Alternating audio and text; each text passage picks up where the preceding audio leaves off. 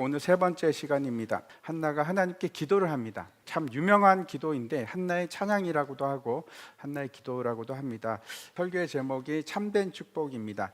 여러분에게 있어서 어떤 것이 참된 축복입니까? 아마도 한나 같은 경우에 아들을 가지는 것이 큰 축복이다 이렇게 생각했을지 모르겠습니다. 한나가 아이가 없었고 큰 고통 중에 있었습니다. 그리고 이제 그 일 때문에 하나님 앞에서 통곡을 하고 기도를 했는데 그 결과가 어떻게 되었는지 우리 보겠습니다. 그들이 아침에 일찍 일어나 여호와 앞에 경배하고 돌아가 라마의 자기 집에 이르니라.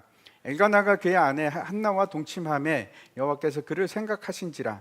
한나가 임신하고 때가 이름에 아들을 낳아 사무엘이라 이름하였으니 이는 내가 여호와께 그를 구하였다 함이더라. 처음 아이를 1, 2년 안 낳았다고 해서 고통을 당하지는 않겠죠. 그러니까 오랜 동안 아이를 못 낳았고 그 일을 놓고 기도했을 겁니다. 그렇다면 왜 하나님께서는 그 앞의 기도는 즉각적으로 응답을 하지 않았을까요? 한나의 마지막 기도를 기준으로 한다면 그거는 즉각 응답이 임했습니다. 그렇죠?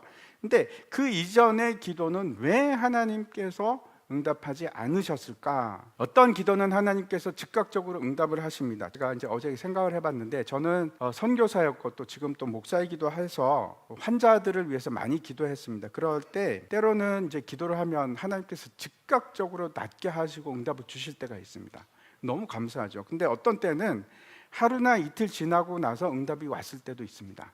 또는 한참 동안 오래 걸려서 그 이후에 이제 응답이 올 때도 있었는데 기도의 응답을 받기 위해서 기다리는 그 시간, 그 자체가 축복입니다. 왜 그런가 하면 우리 자신에 대해서 그 기간 동안에 우리를 볼 수 있는 그런 기간이기 때문에 그렇습니다. 하나님께서는 우리가 구하는 대로 다 주십니까? 그것보다 좋은 것을 주시지 않습니까? 그래서 때로는 우리 생각하고 다른 방법으로 응답을 주십니다. 제가 이제 해왔던 기도 중에 어떤 거는 2년 만에 제가 응답을 받은 것도 있고 어떤 것은 5년 만에 받은 것도 있습니다. 어떤 기도는 진짜 오래 걸렸는데 15년 걸렸습니다. 근데 어떤 기도는 지금도 여전히 응답이 없습니다. 근데 왜 그렇게 오래 걸릴까요? 이게 아주 중요합니다. 왜 그런가 하면 내가 기도하는 동안 하나님께서 나를 향해서 일하시고 있기 때문에 그렇습니다. 우리를 시험하고 연단해서 우리를 순수하게 만들어 가시기 위해서 그런 일을 하십니다. 내가 그 3분의 1을 불 가운데 던져 은같이 연단하며 금같이 시험할 것이라.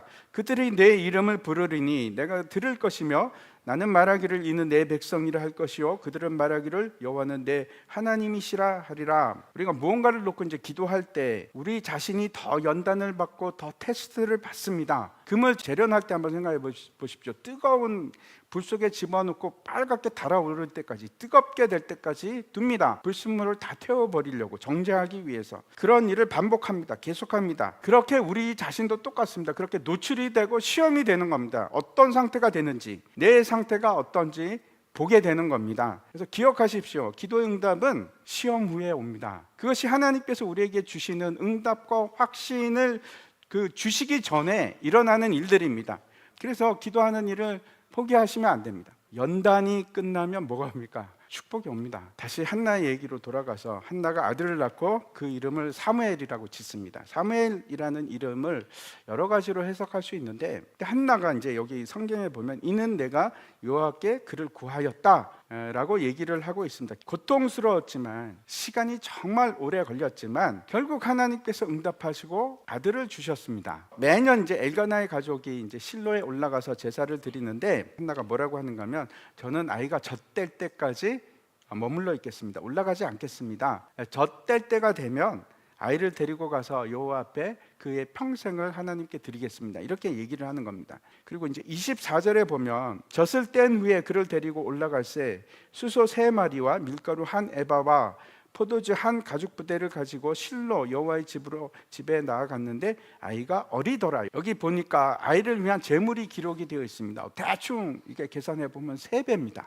아니 왜 3배일까? 서원을 한 내용을 한번 따져보면 사무엘의 서원입니다. 그렇죠? 그런데 실제 서원을 한 사람은 누굽니까? 한나입니다. 그뿐만 아니고 23절 한번 보시기 바랍니다. 오직 여호와께서 그의 말씀대로 이루시기를 원하노라. 남편 엘가나의 고백이 나오는데 결국 서원을 한 사람은 사무엘인데 한나도 서원을 했고 그 남편 엘가나도 서원을 한 겁니다. 고통은 한나로부터 시작이 됐는데 근데 그 고통이 기도가 됐습니다. 그리고 그 기도가 열매를 맺게 되는데 한나 자신으로 끝나는 것이 아니고 그 남편도 아들도 기도가 가족 공동체로 확대가 됩니다. 구원이 가족에게 이른 겁니다. 이 한나의 기도는 이스라엘을 구원하는, 온 이스라엘을 구원하는 기도가 됩니다. 저는 이 기도가, 저와 여러분의 기도가 그런 시작점이 되었으면 좋겠습니다. 가족을 구원케 하는 기도가 되고, 우리 교회를 구원케 하는 기도가 되고, 우리 나라를 구원케 하는 그런 기도가 됐으면 좋겠습니다. 앞에서 우리가 같이 읽었지 않습니까? 한나는 이 기도에서 도대체 어떤 기도를 했을까? 하나님께서 아들을 주셨는데 그 기도의 내용이 우리의 고정관념을 완전히 벗어납니다. 우리 같으면 어떻게 하겠습니까? 하나님 너무 감사합니다. 아들 때문에 너무나 기뻐요. 그런 기도를 할 것 같은데 다릅니다. 초점이 나에게 있지 않고 하나님께 있습니다. 내가 아니고 하나님. 고통이 올 때 우리는 늘 우리의 시야가 어디에 있는가 하면 나에게 있습니다. 그런데 하나님께서는 그 고통을 통해서 우리의 관점과 시야를 바꾸십니다. 나에게서 눈을 돌려서 하나님을 바라보게끔 합니다.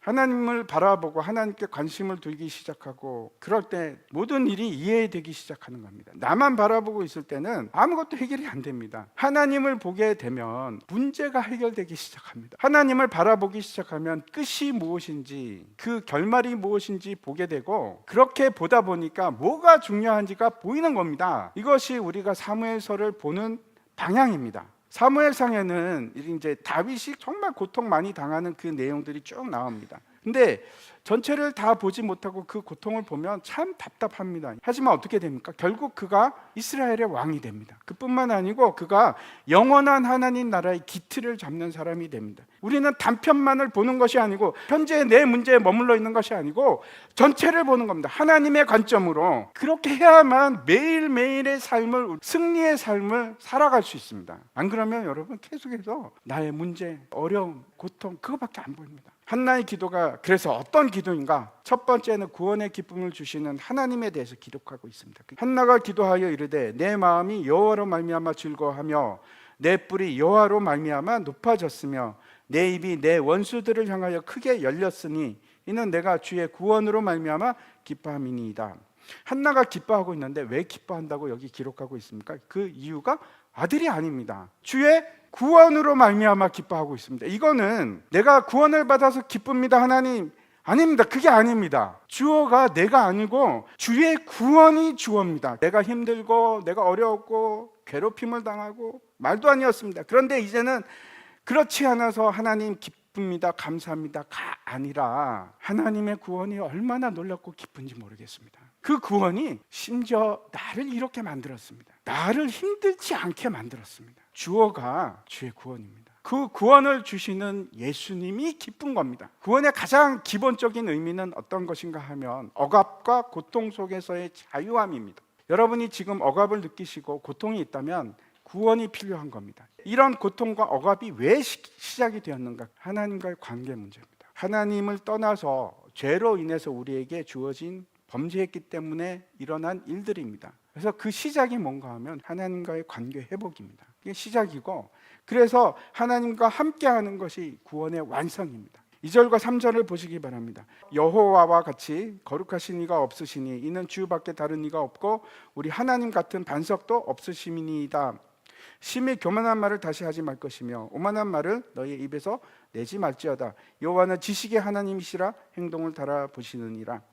한나가 그 구원의 하나님을 찬양하고 있는데 그 첫째가 뭡니까? 하나님은 거룩하신 하나님입니다. 이렇게 고백을 하고 있습니다. 구원을 이루시는 하나님이 누구십니까? 예수님이잖아요. 거룩하신 하나님, 그만이 나를 구원할 수 있습니다. 거룩하지 않는 하나님은 우리를 구원할 수 있지 않습니다. 예수님은 죄도 없으시고 흠도 없으신 거룩하신 분이십니다. 두 번째는 이렇게 뭐라고 합니까? 주밖에 다른 이가 없고 우리 하나님 같은 반석도 없습니다. 이렇게 고백을 합니다. 흔들리지 않는 구원, 그 위로 가셔야 됩니다. 반석 위로 가셔야 됩니다. 세 번째, 교만하거나 오만한 말을 하지 말라 이렇게 말씀합니다. 왜? 여호와는 지식의 하나님이라 이렇게 말씀하고 있거든요. 어떤 누구도 하나님 앞에서 잘난 체 할 수가 없습니다. 구원은 심령이 가난한 자, 마음에 애통하는 자. 우리의 행위로 구원을 이룰 수 있습니까? 우리의 행위로 우리의 의가 증명이 됩니까? 왜 우리가 심령이 가난한 자가 되어야 되는가? 우리 안에 의가 하나도 없어서. 왜 우리가 애통합니까? 내세울 게 없어서. 아무런 의가 없어서. 교만한 자가 아니고 낮아진 자, 애통해하는 자에게 구원을 주십니다. 두 번째 한나가 어떤 기도를 하는지 보겠습니다. 먼저 4절과 5절. 용사의 활은 꺾이고 넘어진 자는 힘으로 띠를 띠도다. 풍족하던 자들은 양식을 위하여 품을 팔고 줄이던 자들은 다시 줄이지 아니하도다. 전에 임신하지 못했던 자는 7을 낳았고 많은 자녀를 둔 자는 쇠약하도다. 하나님은 놀랍게도 반전을 일으키시는 하나님이십니다. 전쟁의 승패를 좌우하십니다. 용사가 활이 꺾입니다. 오히려 넘어진 자, 실패한 자를 힘있게 하시는 하나님이다. 이렇게 말씀하고 있습니다. 두 번째, 하나님은 경제적 여건을 좌우하시는 하나님이십니다. 부자는 양식이 없어서 품을 파는 자가 되고 오히려 가난한 자가 다시는 줄이지 않게 하시겠다고. 경제도 하나님 손에 있습니다. 세 번째, 사회적 지위를 좌우하시는 분인데 잉태치 못하고 수치를 느끼는 그런 자에게 아들을 주시는데 7이나 주신답니다. 7은 완전한 숫자를 의미합니다. 자녀가 많다고 자랑하는 자에게는 어떻게 합니까? 약하게 하셨다 이렇게 말씀을 합니다. 여호와는 죽이기도 하시고 살리기도 하시고 가난하게도 하시고 부하게도 하시고 낮추기도 하시고 높이기도 하신다. 두 번째 결론을 8절에서 말씀하고 있는데 가난한 자를 진토에서 일으키시며 빈곤한 자를 거름더미에서 올리사 귀족들과 영광의 자리를 차지하게 하시는도다. 땅의 기둥들은 여호와의 것이라 여호와께서 세계를 그것들 위에 세우셨도다. 하나님은 땅의 기초를 세우시고 그 모든 것을 소유하신 하나님, 모든 주권은 하나님께 있습니다. 여러분, 그 한나는 그 두 번째 그 반전을 일으키시는 하나님을 찬양하고 있는데, 여러분 가난하다고 좌절하지 마시고 비천하다고 내 인생은 망했다, 나는 절망적이야, 이제 끝났어 라고 절대로 말씀하지 마십시오. 순식간에 모든 것을 바꾸실 수 있는 하나님이십니다. 하나님께서 여러분을 얼마든지 영광의 자리로 올리실 수 있는 분이십니다. 여러분이 하나님을 의지할 때 하나님께서 마음대로 한다는 의미일까요? 아니요, 그렇지 않습니다. 하나님께서 누구를 높이십니까? 하나님을 의지하는 자, 하나님께 부르짖는 자, 나는 내 힘으로 구원할 수 없습니다, 하나님 도와주십시오, 주님이 나의 구원자 되십니다 라고 고백하는 자들을 높이십니다. 의로움은 여러분 내가 선을 행해서 의로운 것이 아니고 하나님을 의지하는 것, 믿음을 가지고 있는 것, 그것을 의롭다 합니다. 하나님을 믿는 믿음이 우리의 의로움입니다. 세 번째, 한나가 기도하는 것은 심판하시는 하나님을 찬양하고 있습니다. 9절과 10절 말씀 보시면은 그가 그의 거룩한 자들의 발을 지키실 것이요 악인들을 흑암 중에서 잠잠하게 하시리니 힘으로는 이길 사람이 없음이로다. 여호와를 대적하는 자는 산산이 깨어질 것이라. 하늘에서 우레로 그들을 치시리로다. 여호와께서 땅 끝에서 심판을 내리시고 자기 왕에게 힘을 주시며 자기의 기름 부음을 받은 자의 뿔을 높이시리라 하니라. 하나님께서 어떻게 하시는가 하면 그의 사람들, 그 거룩한 자들을 지키신답니다. 아멘. 악인들은 어떻게 합니까? 흑암 중에 두고 하나님을 대적하는 자는 아주 그냥 박살을 내는데 산산이 깨어지게 할 것이다, 이렇게 말씀합니다. 악인들은 반드시 그 행함대로 심판하십니다. 우리는 심판을 받습니까? 행함대로 심판하면 다 죽을 텐데 우리는 심판하지 않으십니다. 믿음만 보십니다. 한나가 아주 놀라운 예언을 합니다. 하나님은 심판하시는 하나님이실 뿐만 아니고 자기 왕에게 힘을 주시는 하나님, 기름 부음 받은 자의 뿔을 높이시는 하나님이라고 합니다. 그 왕이 누굴까요? 먼저는 다윗을 의미하는 것이기도 하지만 궁극적인 왕은 예수 그리스도입니다. 그 하나님을 찬양하고 있는 겁니다. 낮아진 자를 높이시는 하나님, 빈궁에 처한 자를 진토에서 일으키시는 하나님, 악한 자들을 심판하시는 하나님, 심판주 예수 그리스도십니다. 한나가 기뻐했던 것은 그가 구원자 하나님을 만났기 때문에 그렇습니다. 한나의 고통이 있었던 이유는 구원자 하나님을 만나기 위해서였습니다. 우리가 원하는 바는 고통의 문제 해결이죠. 하나님이 원하는 바는 우리와 다릅니다. 하나님의 목적은 그 하나님을 만나는 일입니다. 그게 유일하게 우리의 모든 고통을 사라지게 하는 유일한 방법이라서 그렇습니다. 하나님께서는 그 고통을 통해서 우리가 간절히 하나님을 찾기를 원하시고 우리가 하나님을 만나기를 원하십니다. 그게 축복이라서 그렇습니다. 그게 진짜 축복이라서 그렇습니다. 그 목적을 알면, 우리가 하나님을 바라보게 되면, 그러면 우리가 인내할 수 있는 겁니다. 인내하고 확신 가운데 하나님이 주시는 그 구원을 이룰 수 있기 때문에 그렇습니다. 진짜 축복은 어떤 겁니까? 예수님 만나는 겁니다. 그를 만날 때 모든 두려움, 모든 고통, 모든 염려가 기쁨으로 바뀌게 되는데, 그래서 고통이 없는가? 아픔이 없는가? 아니요, 있습니다. 근데 그걸 압도하는 기쁨을 가지게 됩니다.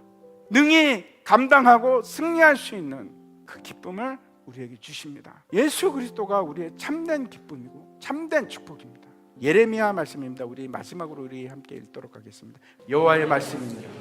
너희를 향한 나의 생각을 내가 아나니 평안이요 재앙이 아니니라. 너희에게 미래와 희망을 주는 것입니다. 너희가 내게 부르짖으며 내게 와서 기도하면 내가 너희들의 기도를 들을 것이요 너희가 온 마음으로 나를 구하면 나를 찾을 것이요. 아멘.